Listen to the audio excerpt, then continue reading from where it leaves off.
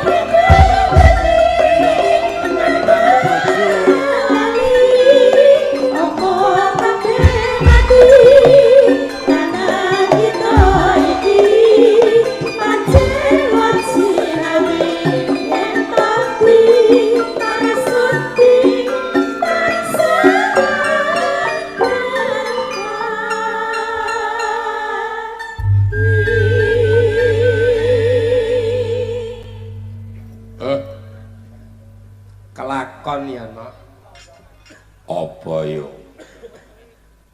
poso-poso wayangan nah wong ki nek penemune iki beda ki ya ngono kuwi ning ora dadi apa sing baku ngibadahe ra tetep dilakoni lah kuwi baku wong syariat ki penting kabeh ki muter jari ana wis teka tataran makrifat ning nek syariate kuwi ora digunakake ora urung entek-entekane ya dadi wong kamprung wong mung nyinau donya ki suwung mongko wong dilarke ning donya ki apa karepe nindakke apa to kang dadi dawuh parentah Gusti kang akarya jagat tembunge mung sadrema nglakoni ngono lho dadi ora perlu diprusa ora perlu dioyo hari demi hari waktu demi waktu ki isane mung dinikmati ora kok mikir arepe sugih wong kuwi nek ora kedonyan ki malah entek pikirane nggo mikir lek arepe sugih entane malah gering. Mburu uceng kelangan delek. Oh ngono ya, Mak. Mula urip ki santai menikmati hidup. Men awake iki waras ki sing utama ning ngono. Iya, Mak. Wis suwe ora srawung karo para sesepuh. Para pepunden legok ya, Mak. Wong saiki iki dalang ki akeh kok. Dadi ki murata dalang nom ki akeh. Awake dhewe iki mung milih sing brenggel-brenggel iku lho, Nduk. Ngono. Kene iki yo ana dalang adikku lanang Rudi. Pungkurke pas wetengku kena lambung ya tak kon genteni. Le gentenono Mas, aku yang ngono. Paruan. Seprapat ae kowe aku ngono tak. Rudi yo bodal. Bocah wedine karo aku ora umum. Ngono Mak. Lah iki tinimbalan panjenengane Bapak Heru Sunaryanto ya kuwi ulang tahun kelima. Cucu panjenengane Elden Sangkara Basa Prianggoda. Wah, asma kinarya japa tenan kok. Wong ki nek gelem ngrungokke pituture Pak Heru ki pancen iso dadi wong. Gunake kawruh utawa gunake ngelmu sing diarani Astabrata. Dadi Pak Heru ora dawuh, Pak Sun niku guru kula mboten kuwalik. Pak Heru niku guru kula. Wis cilik kula pun tepung kalih panjenengane, ngoten. Wis tepung karo watak wantune piyayine piye kula niki pun apal. Ngono ya, Mak. Ning blobo banget yen antuk rejeki iki kelingan karo kanca. Panjenengane ya. Mula nganggo patokan Astabrata, urip ki nggawe patokan Astabrata lang. Nek nuturi kula ngoten. Nirwa bimi sipate peparing. Ngene iki aku ndek dhuwit tak tukone beras tak tum-tumne wong akeh. Pak Heru kaya ngono kuwi. Milih nuturi kalih kula. Nerokno bumi ditanduri bakal tukul. Nerokno banyu sipate kesabaran. Dadi wong urip iku kudu sabar. Aja nganti wong urip iki kereng ora kena. Wong urip nesu bengok-bengok iki ora kena. Tuture Pak Heru ning aku iki kaya ngono kuwi. Mulane aku dadi wong sabar kaya ngene nah. Bubar wis ora mesti wayangan ngono. Ngono Mas. Lah iya. Ning nek Pak Heru mboten. Lho. Dadi aku teko kene langsung panjenengane nggoleki aku mergo apa? Mergo aku iso ngomong ngono. Ilmune Pak Heru tak serep terus aku iso ngomong karo panjenengane. Wah. Nerokne geni sipate adil, nerokke angin sipate jujur, nerokke srengenge sipate aweh pepadang marang sagung tumita. Nerokke rembulan tansah angasrepit yasing sagung dumati, tegese wong niku sumeh mesem guyu grapyak semanak nyopo karo sapa ae. Aja peh mobile anyar eneng wong arep simpangan titik kleru dipentelengi aja. Guyu. Sorry Mas, ngoten. Dadi wong numpak motor barang niku ora enek sing bener. Sing bener rasa toleransi, nek wong kleru lek numpak motor maklumono. Ngono. Nerokke mendung ya kuwi aweh kesuburan marang tanem tuwuh. Dadi kunci Astabrata kanggo urip ki kuwi utama. Mula didongake muga-muga cucu sing diulang taun bengi iki sembada janti mrucut saka gendungan luput saka kudangan sembodo bisa nerusi apa to kang dadi lelabuhane wong tuwa jumbuh karo gegayuhane. Muga nampa berkah Gusti kang akar jagat kaparingan sehat.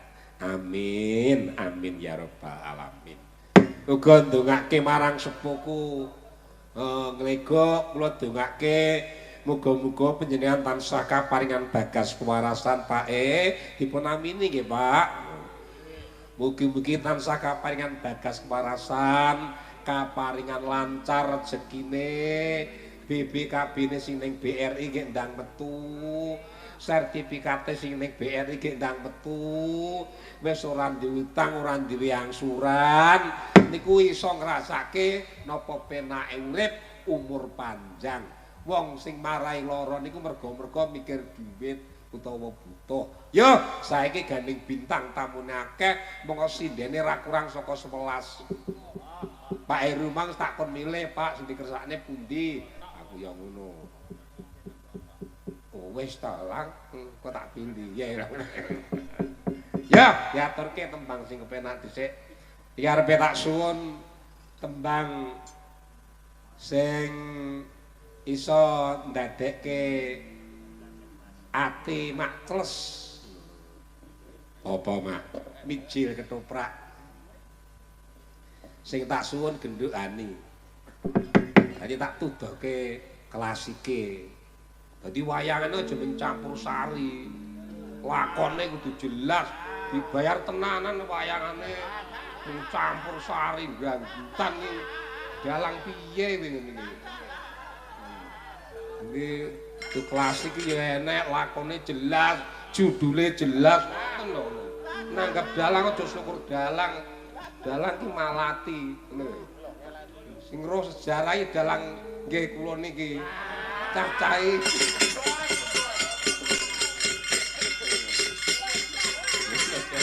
Iya. Tanpa sejarah apa iso. Ya nak mijil ketoprak kaya ngopo. Dadi demen angger wong. Wong niki kalih kula akeh sing demen. Lek kula ndalang pun pinten taun, mulai saka 1 nganti sakniki wong legok demen kalih kula. Oh, menar Pak Sunyen. Aku dalang arep paksun ora demen blas. Wong ganteng, agak apian, gampang ngejak ning warung. Yo. Dobi. Dobi. Yang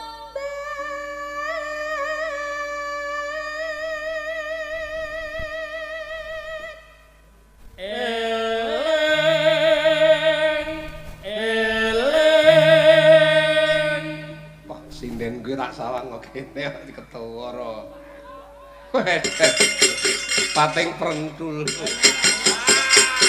Lek kon dhuwur gendane. Tenang, yakin. Ya ampun diomongi ra.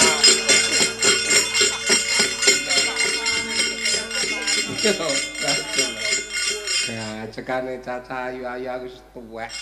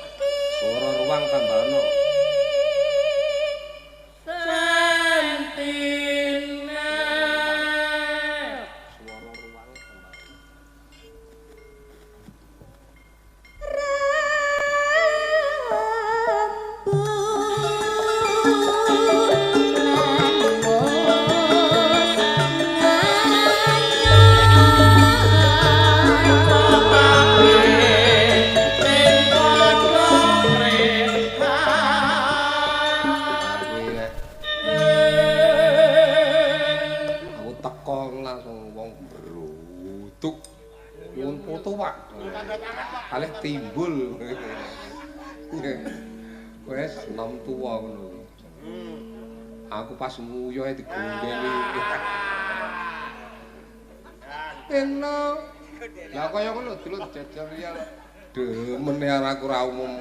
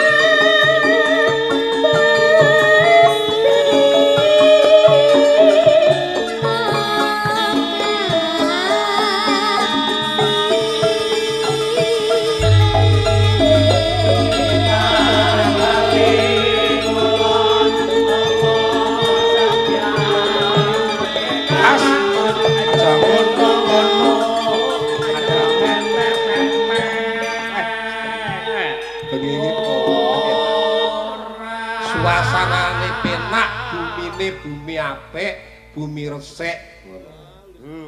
Bumi ngene iki kerep dingge wayangan tansaya apik, pedagang tansaya laris. Ngoten Pak Heru. Dadi ora syukur bumi. Iki lho bumi sejarah biyen. Engko bari tak critani sejarah. Sejarahnya. Yuk.